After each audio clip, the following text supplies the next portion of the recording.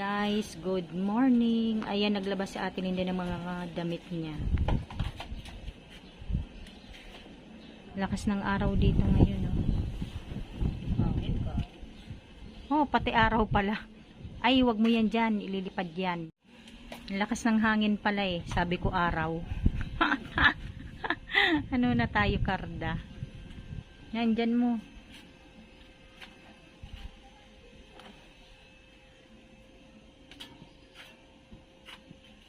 Muna Ate Linda.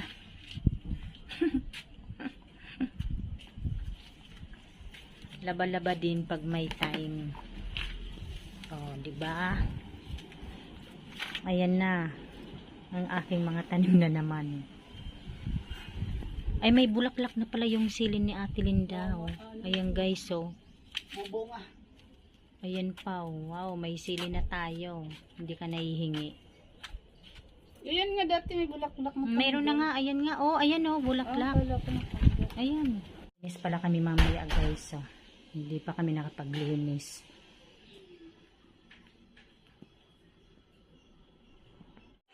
Ayusin ko muna to guys. Oh.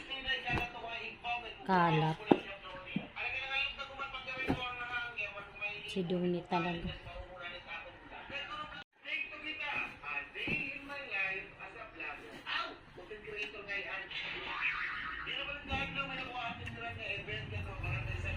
Maglinis muna.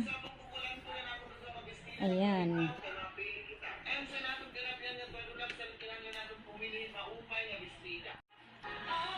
Ayan, naayos ko na rin.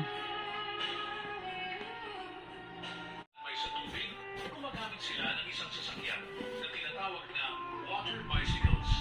Sa halip na magpedal, ang mga sakay nito ay kailangan tumalon-talon para umusad sa tubig. Pero mukhang hindi naging maayos ang biyahe. Hindi katulad kanina. Grabe ang kalat. Kasi siya sa Pampang, Pala ako.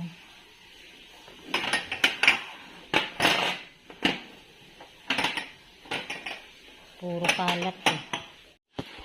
Magpunas muna tayo ng mesa. Ayan.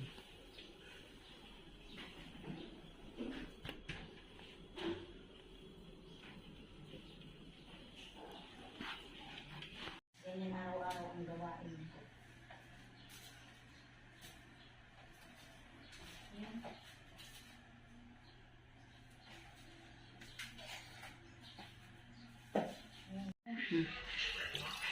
Ayan, balnawanan natin.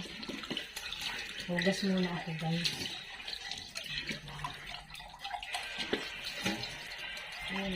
Ayan guys, natapos na ako maghugas. Dito ko pala pinapaanuhan ng tubig. Pag tuyo na siya yun, saka ko tatanggalin. Hanggang dito na lamang. Maraming salamat po sa inyong lahat sa panunood sa aking channel. God bless everyone. Bye.